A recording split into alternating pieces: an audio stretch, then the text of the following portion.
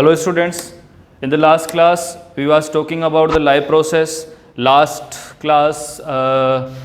the last class we was talking about the life process and we have talked about the definition of the life process, and lastly we was talking that energy is required for the all functions, all the activities in our body. Energy is produced in our body by the food, and the food is obtained in our body by the process of the nutrition. So we are talking the first life process, nutrition. सबसे पहली जो phenomena हम बात करने वाले हैं वो है न्यूट्रिशन, बिकॉज एनर्जी जो यूटिलाइज होती है हमारी बॉडी के अंदर, एनर्जी जो प्रोड्यूस होती है वो फूड से होती है, और फूड को ऑब्टेन करने का हमारी बॉडी के अंदर जो मीडियम है, जो तरीका है, वो क्या कहलाता है आपका न्यूट्रिशन. न्यूट्रिशन की अगर हम बात करें तो न्यूट्रिशन की definition is the mode of taking food and utilize it. The definition of nutrition is the mode of taking food and utilize it. यानी खाना लेने का तरीका, खाना ऑब्टेन करने का तरीका जो होता है वो होता है न्यूट्रिशन, और साथ ही साथ इसको बॉडी में ले जा करके इसको यूटिलाइज करने का जो मेथड भी है वो क्या, कौन सी प्रोसेस में आएगा, न्यूट्रिशन में. मतलब न्यूट्रिशन में कोई भी ऑर्गेनिक फूड को ऑब्टेन करेगा और बॉडी में ले जा करके उसको यूटिलाइज करेगा. तो न्यूट्रिशन क्या होता है, the mode of taking food and utilize it into body is called nutrition. Nutrition की बात करें तो न्यूट्रिशन प्रोसेस में जो एनर्जी प्रोड्यूसिंग और जो हेल्दी रखने के लिए जो एलिमेंट्स जरूरी होते हैं उन एलिमेंट्स को हम न्यूट्रिएंट्स बोलते हैं. Nutrients are the components of the food. Nutrients are the components of the food which may be inorganic or organic. Nutrients are the organic and inorganic components of the food which are necessary to keep our body healthy. यानी हमारी body को healthy बनाए रखने के लिए जो components of food हैं, जो कि ऑर्गेनिक भी हो सकते हैं और इनऑर्गेनिक भी हो सकते हैं, वो क्या कहलाएंगे, न्यूट्रिएंट्स कहलाएंगे. There are mainly 6 type of nutrient. First we can see carbohydrate. Second fat. Third is protein. Fourth is vitamin. Fifth is water and minerals. And sixth we can say roughage. These are main nutrients for our body which are obtaining in the food, and by these nutrients our body becomes healthy. Nutrients को आगे हम बात करें तो सबसे पहले nutrients को लेने का जो तरीका है वो है न्यूट्रिशन. फूड के थ्रू हम न्यूट्रिशन प्रोसेस से फूड को बॉडी में लेंगे और उसके थ्रू क्या जाएंगे, बॉडी में न्यूट्रिएंट्स जाएंगे जो कि हमारी बॉडी को लॉन्ग टाइम के लिए हेल्दी बनाए रखने का काम करते हैं. मेंटेनेंस जो हमारे काम चल रहे हैं, मेटाबॉलिक एक्टिविटीज़ चल रही है, उनके अंदर ये यूटिलाइज किए जाते हैं. यहाँ पर एक बात बार बार आ रही है, मेटाबॉलिक एक्टिविटी. ये मेटाबॉलिक एक्टिविटी क्या होती है, all the breakdown and the synthesis phenomena of our body are called metabolic activities. यानी हमारी बॉडी में अगर कोई चीज़ टूट रही है और कोई चीज़ बन रही है तो उनको मिला करके उनको कंबाइंडली हम क्या बात करेंगे, उनको क्या बोलेंगे, मेटाबॉलिक एक्टिविटीज़. देखिए यहाँ पे 2 हैं, एक तो ब्रेकडाउन प्रोसेस है, एक सिंथेसिस प्रोसेस है. तो जो ब्रेकडाउन प्रोसेस होती है इनको हम बोलते हैं कैटाबॉलिक एक्टिविटीज, और जो सिंथेसिस प्रोसेस होती है इनको हम बोलते हैं एनाबॉलिक एक्टिविटीज. कैटाबॉलिक, एनाबॉलिक दोनों को मिला करके हम क्या बोलेंगे, मेटाबॉलिक एक्टिविटीज. तो metabolic activities combinedly, catabolic and anabolic activities combinedly are called metabolic activities. All the breakdown process in our body are called catabolic conditions. All the synthesis conditions of our body are called anabolic condition, and both are counted in metabolic activities. इसका example की अगर बात करें, जैसे कि glucose का breakdown होगा respiration process में, तो जो ग्लूकोज है वो ब्रेकडाउन होकर के CO2 H2O बनाएगा, वाटर एंड कार्बन डाइऑक्साइड, और साथ में क्या रिलीज होगी, एनर्जी रिलीज होती है. तो ये जो फिनोमिना है जिसमें ग्लूकोज का ब्रेकडाउन हो रहा है, ये कौन सी कंडीशन में आ रहा है, कैटाबॉलिक कंडीशन में आ रहा है. एनाबॉलिक की अगर बात करें, सिंथेसिस की बात करें, तो फोटोसिंथेसिस प्रोसेस में क्या होगा, इसका जस्ट अपोजिट होगा कि CO2 और H2O जो है वो सनलाइट की प्रेजेंस में अटैच होकर के और ग्लूकोज या कार्बोहाइड्रेट मोलिक्यूल बना देंगे. ग्लूकोज या कार्बोहाइड्रेट मॉलिक्यूल बना रहे हैं यानी सिंथेसिस कर रहे हैं, तो ये तो है एनाबॉलिक कंडीशन और ये है कैटाबॉलिक कंडीशन। इसी तरीके की बॉडी में अंदर चलने वाली जो एक्टिविटी चल रही हैं जिसमें फॉर्मेशन और ब्रेकडाउन दोनों ही हो रहा है, उनको मिलाकर के हम क्या बोलते हैं, मेटाबॉलिक एक्टिविटीज़ बोलते हैं। तो न्यूट्रिशन क्या है, what is nutrition? It is the mode of taking food and utilize it into our body and by this we are taking food and in food the main components of the food are called nutrients which are maybe inorganic or the organic. The nutrients can be categorized into 5 or 6 types. First, carbohydrate, fat, protein, vitamin, water and minerals and the roughage. ये nutrients है, इनकी कुछ category होती है, ये energy provide करवाते हैं और ये सेल्स फॉर्मेशन में भी हेल्प करते हैं, ठीक है।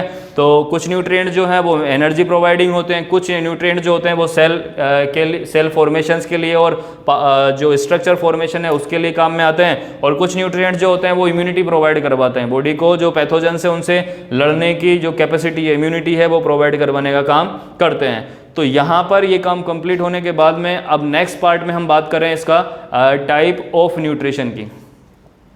तो टाइप ऑफ न्यूट्रिशन की बात करें तो यहाँ पे एक वर्ड लिखा हुआ है मोड। मोड का मतलब होता है तरीका, यानी कि आप जिस भी तरीके से फूड ले रहे हो, फूड ऑब्टेन कर रहे हो, वो तरीका ही आपका न्यूट्रिशन है। अब जनरली आप दो ही तरीके हैं जिससे कि आप अपना फूड तैयार कर सकते हो, या तो आप अपने ऊपर डिपेंड होकर के आप अपना फूड तैयार कर सकते हो, या फिर किसी चीज़ के दूसरे के ऊपर डिपेंड होकर के आप अपना फूड ले सकते हो।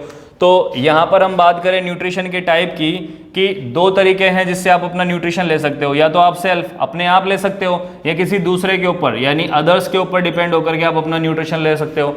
सेल्फ को साइंस की भाषा में अगर बात करें तो ऑटो बोलते हैं, क्या बोलते हैं? ऑटो। और अगर अदर्स की बात करें तो अदर्स को हेटेरो बोलते हैं। यानी एक तो ऐसा न्यूट्रिशन है जिसमें आप अपने आप न्यूट्रिशन ले रहे हो, उसको हम बोलेंगे ऑटो कंडीशन।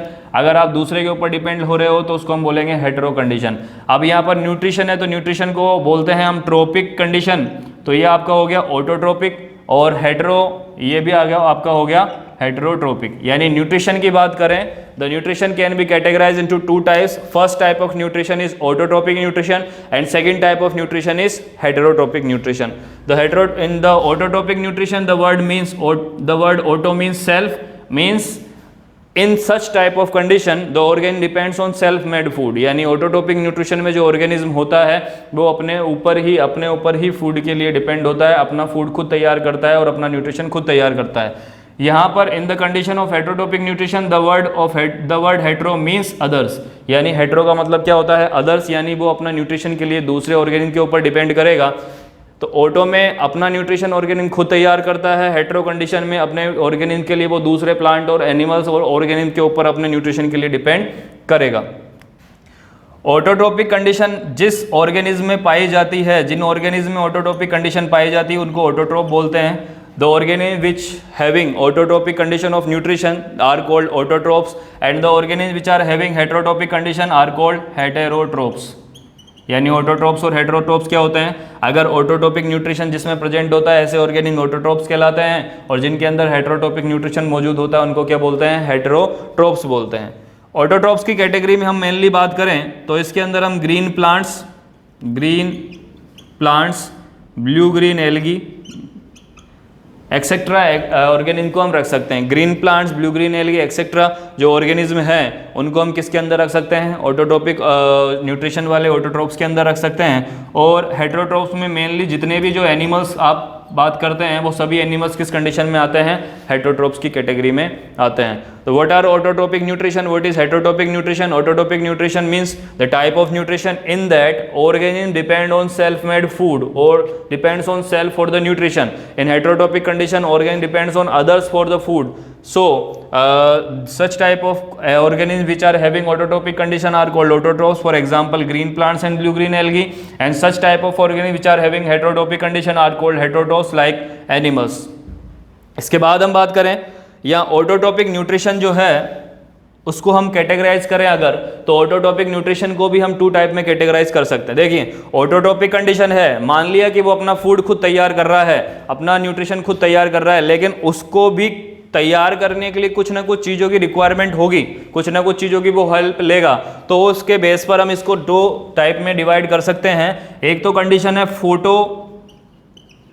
ऑटोट्रोपिक और एक है autotropic means for autotropic nutrition can be categorized into two types. First type is photoautotropic condition and the second type chemoautotropic condition.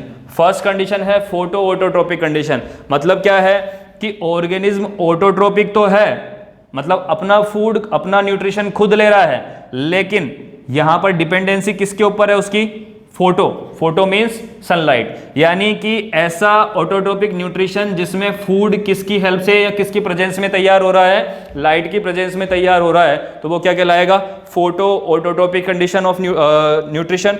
And autotrophic organism तो है लेकिन अपने न्यूट्रिशन के लिए किसी न किसी केमिकल को ले रहा है, यानी if the autotrope is depending on the chemicals for the nutrition is called chemoautotropic condition.